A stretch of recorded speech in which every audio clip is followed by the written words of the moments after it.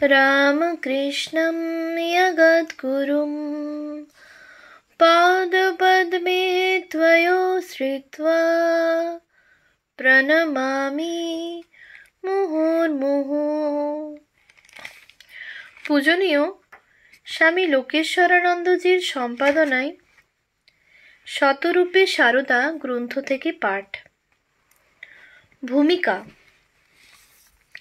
সারদা দেবী সম্বন্ধে আমরা আলোচনা করি সাধারণত তিনটি দৃষ্টিকোণ থেকে। তিনি দেবী, তিনি মাতা, তিনি জ্ঞানময়ী জ্ঞানদাত্রী। শ্রীমা যে দেবী, শ্রী রামকৃষ্ণ তার পরিচয় দিয়ে গেছেন। শ্রীমা নিজ মুখেও বহুবার বলেছেন যে শ্রী রামকৃষ্ণের সঙ্গে তিনি অভিন্ন। স্বামী বিবেকানন্দ, স্বামী ব্রহ্মানন্দ, স্বামী শারদানন্দ প্রভৃতিও এক বাক্যে বলে গেছেন যে শ্রীমা শ্রী রামকৃষ্ণেরই শক্তি।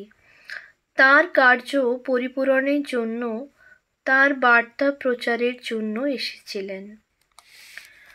তেলোভেলোর মাঠে এক দস্যু দম্পতি সারদা দেবীকে কালী রূপে দেখেছিল। শ্রী রামকৃষ্ণের ভ্রাতুষ্পুত্র শিবরাম শ্রী মায়ের সম্মুখেই শুনেছিলেন যে শ্রী শ্রী মা স্বয়ং মা কালী।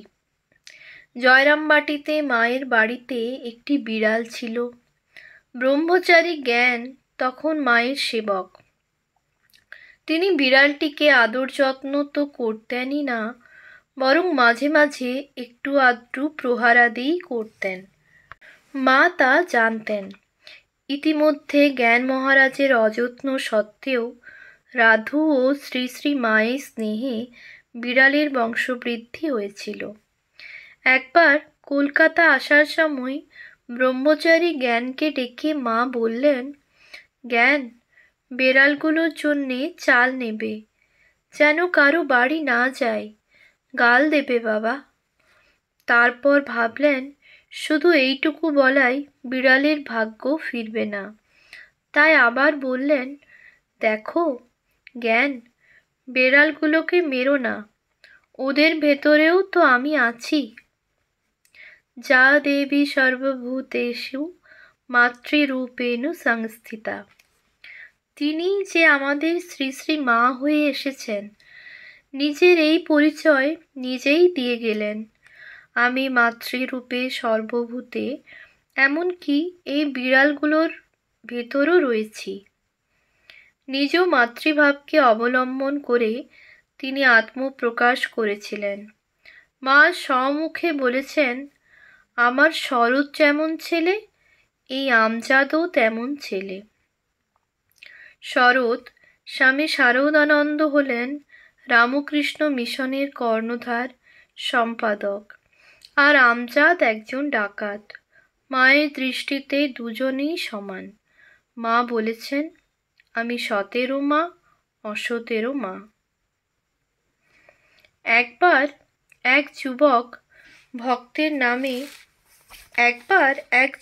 ভক্তের নামে খুব দুর্নাম রটেছে।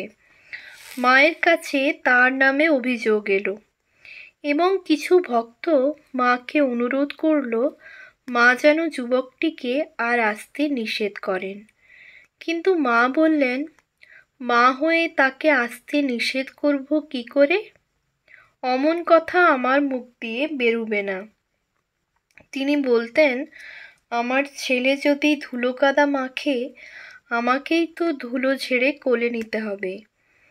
এ তার কথার কথা নয়, জীবনে আচরণে সর্বদা তিনি এটা দেখিয়ে গেছেন। স্বদেশী যুগে তখন আন্দোলন শুরু হয়েছিল, বিদেশি সব কিছু বর্জন করতে হবে, বিলিতি কাপড় বা অন্য কিছু কেনা হবে না, দেশে যা হয় তাই ব্যবহার করে সন্তুষ্ট থাকতে হবে। সেই সময় মা একজন ব্রহ্মচারীকে বাজার করতে পাঠালেন। দুর্গাপূজার আগে মেয়েদের জন্য কাপড় কিনতে হবে।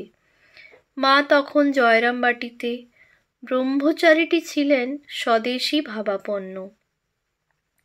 তিনি মোটা স্বদেশী কাপড় কিনে ফিরলেন, কিন্তু মেয়েদের তা পছন্দ হলো না। তারা ওই কাপড় ফেরত দিয়ে মিহি কাপড় আনতে বললেন। স্বভাবতই সেই ব্রহ্মচারী বিরক্ত হলেন। তিনি বললেন, ওসব তো বিলিতি হবে, ও আবার কি আনবো? মা পাশে বসে সব শুনছিলেন। তিনি হাসতে হাসতে বললেন, বাবা, তারাও বিলাতের লোক তো আমার ছেলে। আমার সকলকে নিয়ে ঘর করতে হয়। আমার কি একরোখা হলে চলে? ওরা যেমন যেমন বলছে তাই এনে দাও। এতে যেন কেউ মনে না করেন মা বিলিতিভাবে প্রভাবিত হয়েছিলেন, যেমন আমরা হয়ে থাকি। কারণ প্রথম মহাযুদ্ধের পর পৃথিবীর সব বড় জাতি মিলে যখন ঠিক করলেন যুদ্ধ আর হতে দেওয়া হবে না, সংঘর্ষের কারণ কিছু ঘটলে তা সবাই মিলে আপোষে মিটিয়ে নেওয়া হবে, তখন একজন ভক্ত মায়ের কাছে সেই সুসংবাদ জানালে মা বলেছিলেন, এ তো খুব ভালো কথা, কিন্তু ওরা যা বলে ওসব মুখস্থ। ভক্তটি কথাটা বুঝতে পারেননি দেখে মা আবার বললেন, যদি অন্তস্থ হতো তাহলে কথা ছিল না। অর্থাৎ কথাগুলি পৃথিবীর দেশ নেতাদের প্রাণের কথা নয়, শুধু মুখের কথা মাত্র। তাঁর অন্তর্দৃষ্টি ছিল, সেই অন্তর্দৃষ্টিতে দেখে সব কিছু করতেন তিনি। ব্রহ্মচারীকে তিনি যেমন বললেন বিলিতি কাপড় কিনে আনতে, তেমনি আবার ইংরেজের নির্মম পুলিশ কর্মচারী একজন নির্দোষ অন্তঃসত্ত্বা নারীর উপর উৎপীড়ন করেছে, তাকে থানায় ধরে নিয়ে গিয়েছে এবং হাঁটিয়ে নিয়ে গিয়েছে শুনে মা গভীরভাবে বিচলিত হয়েছিলেন। স্বভাব শান্ত শ্রী মা ক্রুদ্ধ কণ্ঠে সেদিন বলেছিলেন, বলো কি, এটা কি কোম্পানির আদেশ না পুলিশ সাহেবের কেরামতি? এ যদি কোম্পানির আদেশ হয় তবে আর বেশি দিন নয়। আচ্ছা, এমন কোনো ব্যাটা ছেলে কি সেখানে ছিল না যে দু চট দিয়ে মেয়ে দুটিকে ছাড়িয়ে আনতে পারত? কাজেই মায়ের দৃষ্টিভঙ্গি ছিল অন্য রকম। মানুষের দৃষ্টি দিয়ে আমরা যদি তা বুঝতে যাই তাহলে সর্বক্ষেত্রে ভুল করব। একদিকে সর্বপ্লাবী মাতৃভাব, অপরদিকে তাঁর স্বাভাবিক দেবীত্ব। এই দুয়ের সমন্বিত রূপই আমরা মায়ের মধ্যে দেখি। শুধু তাই নয়, আগেই বলেছি আমাদের মা জ্ঞানময়ী এবং জ্ঞানদাত্রী। শ্রীরামকৃষ্ণ বলেছেন, ও সরস্বতী জ্ঞান দিতে এসেছে। মা একজনকে বলেছিলেন, দেখো বাবা, তিনি অর্থাৎ শ্রীরামকৃষ্ণ যে সমন্বয় ভাব প্রচার করবার মতলবে সর্বধর্মমত সাধন করেছিলেন তা কিন্তু আমার মনে হয়নি। এই যুগে তার ত্যাগই হলো বিশেষত্ব। মায়ের এই কথাটাই বিশ্লেষণ করলে বোঝা যাবে কত সূক্ষ্ম দৃষ্টির অধিকারিণী তিনি ছিলেন। স্বামীজি বারবার বলে গেছেন সমন্বয়াবতার শ্রীরামকৃষ্ণ। হঠাৎ মা কেন বলতে গেলেন তিনি যে সমন্বয় ভাব প্রচার করবার মতলবে সর্বধর্মমত সাধন করেছিলেন তা কিন্তু আমার মনে হয়নি। এই যুগে তার ত্যাগই হলো বিশেষত্ব। শ্রীরামকৃষ্ণ স্বয়ং বলে গেছেন, আমি নিজে থেকে কিছু করিনি। মা আমাকে যেমন করিয়েছেন বলিয়েছেন তেমন করেছি বলেছি। সমন্বয় যদি তাঁর জীবনের ভেতর দিয়ে প্রচারিত হয়ে থাকে, সেই সমন্বয় তিনি করেননি। সেই সমন্বয় করিয়েছেন স্বয়ং জগদম্বা। মতলব করে তিনি কিছু করেননি। মতলব করে বুদ্ধি খাটিয়ে আমরা দর্শন লিখতে পারি, বই লিখতে পারি। শ্রীরামকৃষ্ণ সেসব ভাব শ্রীরামকৃষ্ণ যেসব ভাব প্রচার করেছেন তা বুদ্ধি দিয়ে সৃষ্ট হয়নি, সেসব এসেছে, উৎসারিত হয়েছে তাঁর হৃদয় থেকে জগন্মাতারই শক্তিতে। জগতের মাই তাঁকে সেসব ভাব জুগিয়ে দিয়েছেন। শ্রী শ্রী মা এই দিকেই আমাদের দৃষ্টি আকর্ষণ করে বলেছেন, শ্রীরামকৃষ্ণ মতলব করে কিছু করেননি, এ অন্তর্দৃষ্টি, প্রজ্ঞাদৃষ্টি। শ্রীরামকৃষ্ণের অবর্তমানে জ্ঞানদায়িনী শারদাই শ্রীরামকৃষ্ণের মূল ভাবকে যথাযথভাবে তুলে ধরেছিলেন। শ্রীরামকৃষ্ণের পূজা মাই প্রথম করেছিলেন, যেমন শ্রীচৈতন্যের পূজা প্রথম করেছিলেন বিষ্ণুপ্রিয়া। পূজার ভিতর দিয়ে তিনি ভগবানের ভগবত্তা জগতে প্রচার করে গেছেন। শুধু কি তাই? স্বামীজি যখন জানালেন, আমি বিদেশে যেতে চাই মা, মা তখন তাকে প্রাণ খুলে আশীর্বাদ করেছিলেন। কেননা ভবিষ্যৎ দ্রষ্টা তিনি দিব্য দৃষ্টিতে দেখেছিলেন যে স্বামীজির ভিতর দিয়ে শ্রীরামকৃষ্ণের ভাব জগতে প্রচারিত হবে। আরও গোড়ার দিকে যায়। ঠাকুরের দেহত্যাগের পর তাঁর সন্ন্যাসী সন্তানরা এদিক ওদিক ঘুরে বেড়াচ্ছেন। কে কোথায় থাকবেন, কি হবে, সংঘ বলে কোনো জিনিস দাঁড়াবে কিনা, ঠাকুরের কোনো নতুন ভাব আছে কিনা, সেটা প্রচার করা আবশ্যক কিনা, এ সমস্ত কথা নিয়ে তখনও খুব বেশি আলোড়ন হয়নি। সেই সময় মায়ের ভিতর চিন্তা এলো, ঠাকুর তুমি এলে, এই কজনকে নিয়ে লীলা করে আনন্দ করে চলে গেলে, আর অমনি সব শেষ হয়ে গেল।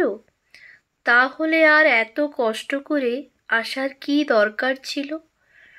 কাশী বৃন্দাবনে দেখেছি অনেক সাধু ভিক্ষা করে খায় আর গাছতলায় ঘুরে ঘুরে বেড়ায়। সেরকম সাধুর তো অভাব নেই। তোমার নাম করে সব ছেড়ে বেরিয়ে আমার ছেলেরা যে দুটি অন্যের জন্য ঘুরে ঘুরে বেড়াবে, তা আমি দেখতে পারবো না। আমার প্রার্থনা, তোমার নামে যারা বেরুবে তাদের মোটা ভাত কাপড়ের অভাব যেন না হয়। ওরা সব তোমাকে আর তোমার সব ভাব উপদেশ নিয়ে একত্রে থাকবে, আর এই সংসার তাপদগ্ধ লোকেরা তাদের কাছে এসে তোমার কথা শুনে শান্তি পাবে। এই জন্যই তো তোমার আশা। ওদের ঘুরে ঘুরে বেড়ানো দেখে আমার প্রাণ আকুল হয়ে ওঠে। মা বলেছেন, এর মঠের জন্যে ঠাকুরের কাছে কত কেঁদেছি, প্রার্থনা করেছি, তবে তো তাঁর কৃপায় আজ মঠ টঠ যা কিছু। তারপর থেকে নরেন ধীরে ধীরে এই সব করলে।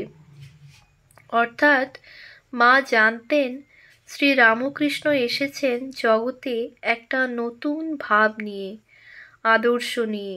সেই ভাব, সেই আদর্শ জগতে প্রচারের প্রয়োজন, কারণ তাতে জগতের অশেষ কল্যাণ হবে। সেই ভাব ও আদর্শকে যথাযথভাবে রক্ষা ও প্রচারের জন্য প্রয়োজন একটি সংঘের। মা তা উপলব্ধি করেছিলেন। তাই তার জন্য তিনি ব্যাকুলভাবে প্রার্থনা করেছিলেন, আর তার ফলেই রামকৃষ্ণ সংঘের জন্ম। স্বামীজি তাঁর সম্পর্কে বলতেন সংঘ জননী।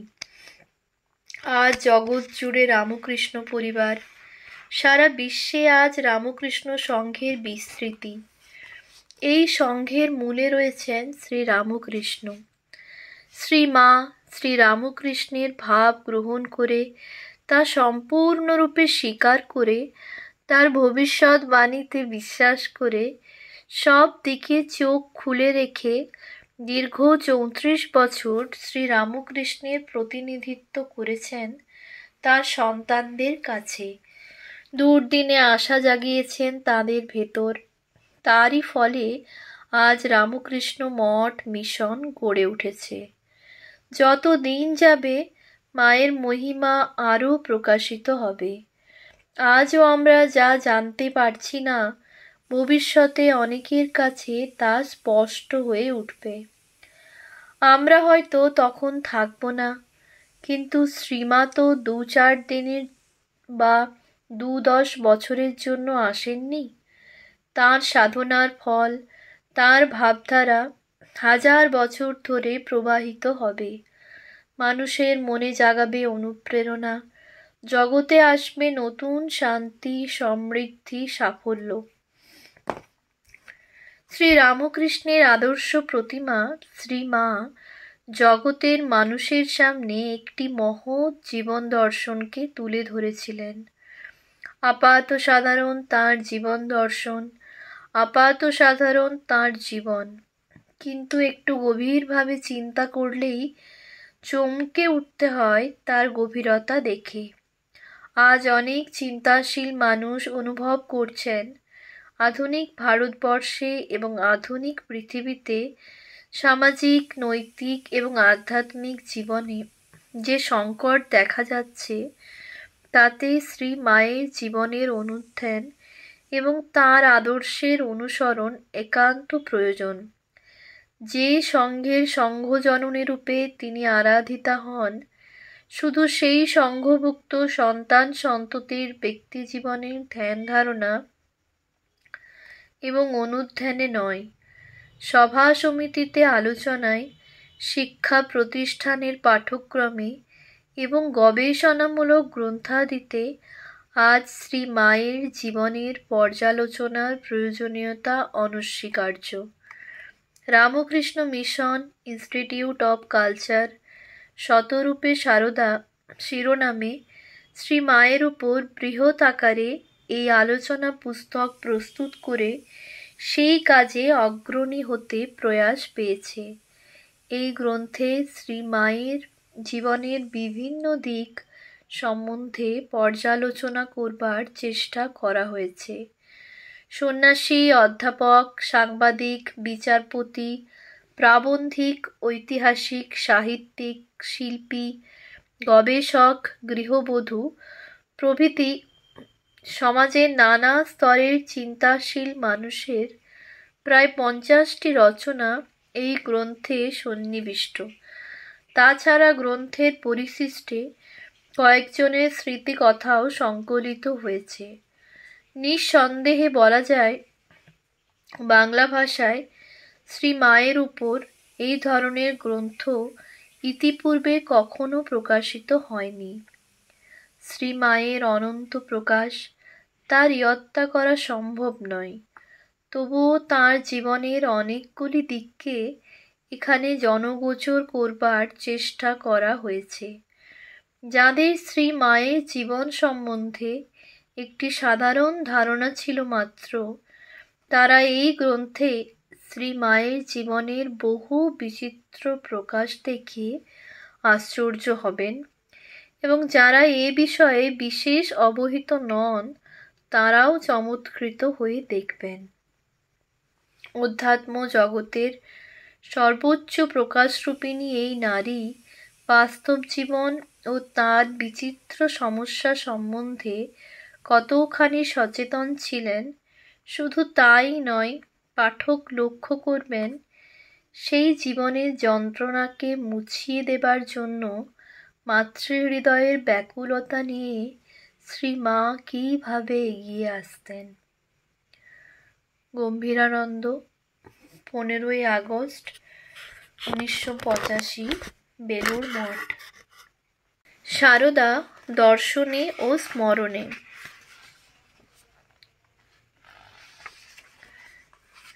শ্রী রামকৃষ্ণের শক্তি, স্বামী অপূর্বানন্দ। রামকৃষ্ণদেবের এবার ঐশ্বর্যবিহীন লীলা।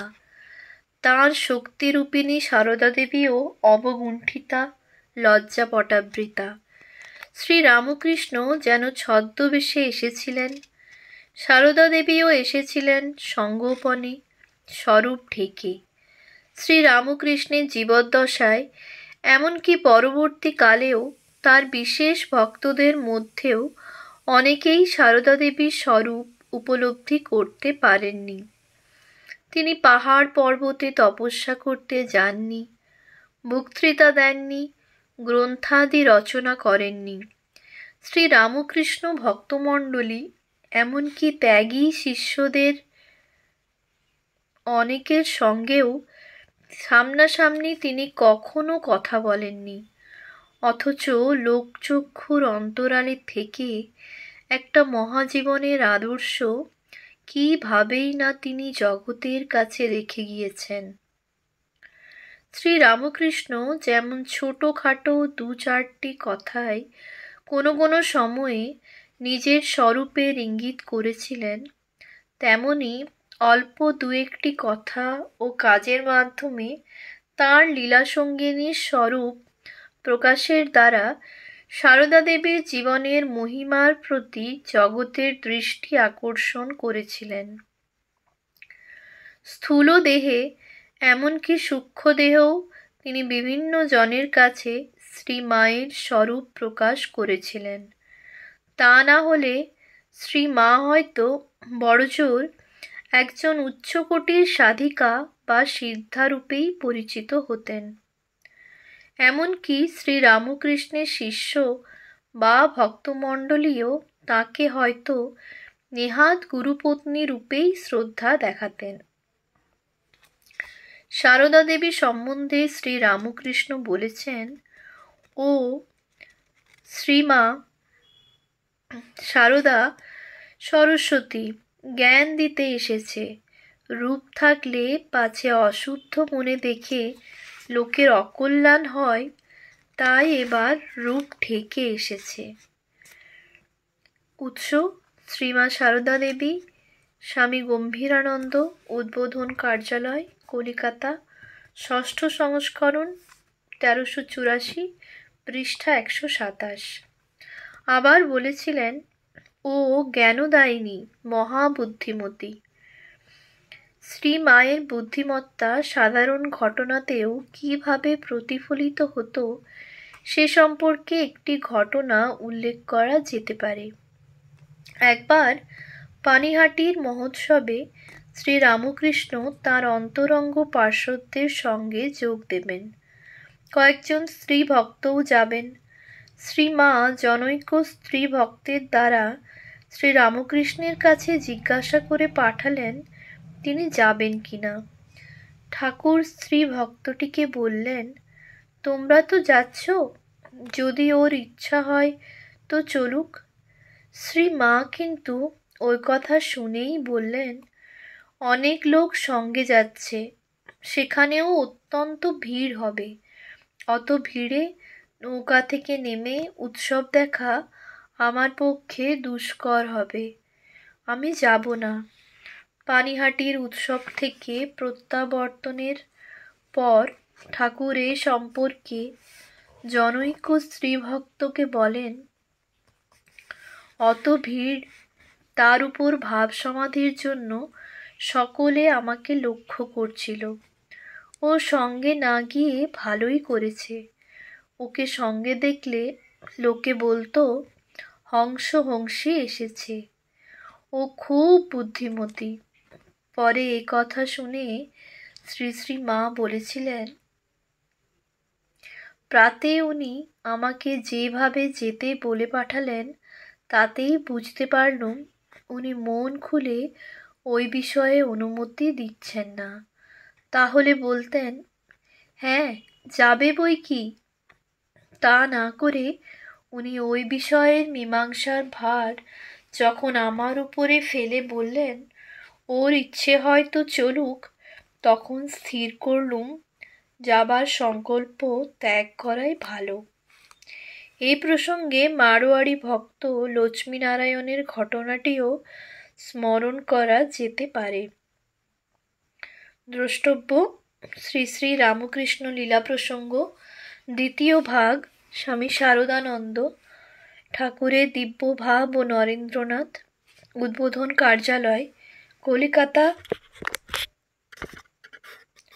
1386, পৃষ্ঠা 247, 256-57।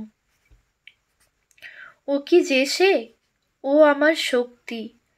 উৎস শ্রীমা সারদা দেবী, পৃষ্ঠা 127। আবার কখনো ইঙ্গিতময় ভাবে বলেছেন, আমি কি আর লাউ শাক খাকি পুঁই শাক খাকিকে বিয়ে করেছি? উৎস সারদা রামকৃষ্ণ, দুর্গাপুরী দেবী, শ্রী শ্রী শারদেশ্বরী আশ্রম, কলিকাতা, 1368, পৃষ্ঠা 121। এই প্রসঙ্গে স্বামী শারদানন্দের সঙ্গে জনৈক ভক্তের যে কথাবার্তা হয়েছিল সেটি এখানে উদ্ধার করা যেতে পারে। জনৈক ভক্ত: মহারাজ, ঠাকুর যে অবতার তা না হয় তার দিব্য ভাব দেখে বিশ্বাস করতে পারি, কিন্তু মা যে সাক্ষাৎ ভগবতী সে কথা মনে আনতে পারি না কেন? স্বামী শারদানন্দ: ঠাকুরকে যদি ভগবান বলে বিশ্বাস করতেই পেরে থাকো তবে এ সন্দেহ তোমার আসে কেন? ভক্ত: আমার এই সন্দেহ কিছুতেই দূর হচ্ছে না। স্বামী শারদানন্দ: তাহলে বলো, ঠাকুরকে অবতার বলে তোমার ঠিক ধারণা হয়নি? ভক্ত বিনীতভাবে: না মহারাজ, ঠাকুরের সেই বিশ্বাস আমার আছে। স্বামী শারদানন্দ দৃঢ় কণ্ঠে: তোমার তাহলে বিশ্বাস ভগবান একটি ঘুঁটে কুড়োনির মেয়েকে বিয়ে করেছিলেন? উৎস উদ্বোধন শ্রী শ্রীমা শতবর্ষ জয়ন্তী সংখ্যা, বৈশাখ 1361, পৃষ্ঠা 16-7। শ্রী রামকৃষ্ণ সারদা দেবী সম্পর্কে যে বললেন, ও আমার শক্তি, এই শক্তি শব্দটি শ্রী রামকৃষ্ণ বিশেষ অর্থে ব্যবহার করেছেন। সাধারণত বিবাহিত পত্নীকে শক্তি বলা হয়, কিন্তু এক্ষেত্রে তিনি ব্রহ্ম ও শক্তির কথাই ইঙ্গিত করেছেন। শ্রী রামকৃষ্ণ ভগবান, সারদা দেবী আদ্যাশক্তি ভগবতী, যুগাবতারের শক্তিরূপিণী। তিনি যুগে যুগে অবতারের লীলা সঙ্গিনী হন। শ্রী রামকৃষ্ণের জীবনে দেখি যে তিনি ইঙ্গিত করছেন সারদা দেবী, সীতা এবং রাধা। পঞ্চবটিতে সাধনার সময় শ্রী রামকৃষ্ণ যখন সীতার দর্শন পান তখন তাঁর হাতে ডায়মন্ড কাটা বালা দেখেছিলেন। পরবর্তীকালে শ্রী শ্রী মায়ের জন্য ওই রকম বালা তৈরি করিয়ে সকৌতুকে বলেছিলেন, আমার সঙ্গে ওর এই সম্বন্ধ। উৎস শ্রীমা সারদা দেবী, পৃষ্ঠা 128। স্বামী ত্রিগুণাতীতানন্দকে তখন সারদা প্রসন্ন মিত্র মন্ত্র দীক্ষা নেবার জন্যে শ্রী শ্রী মায়ের কাছে পাঠানোর সময় শ্রী রামকৃষ্ণ বলেছিলেন, অনন্ত রাধার মায়া কহনে না যায়, কোটি কৃষ্ণ কোটি রাম হয় যায় রয়। এখানে শ্রী রামকৃষ্ণ স্পষ্টতই নিজেকে কৃষ্ণ এবং রাম এবং সারদা দেবীকে রাধা এবং সীতা বলে নির্দেশ করেছেন। আরও লক্ষণীয় যে শ্রী রামকৃষ্ণ এখানে সারদা দেবীকে তাঁর নিজের চেয়েও উঁচু আসনে স্থাপন করলেন। উৎস শ্রীমা সারদা দেবী, পৃষ্ঠা 134 এবং অতীতের স্মৃতি, স্বামী শ্রদ্ধানন্দ, উদ্বোধন কার্যালয়, কলিকাতা, 4th সংস্করণ, 1389, পৃষ্ঠা 65। সারদা প্রসন্ন অবশ্য সেদিন দীক্ষা নেননি, পরবর্তীকালে নিয়েছিলেন। ওম শান্তি শান্তি শান্তি। हरिः ओम तत्सत्। श्रीरामकृष्णार्पणमस्तु।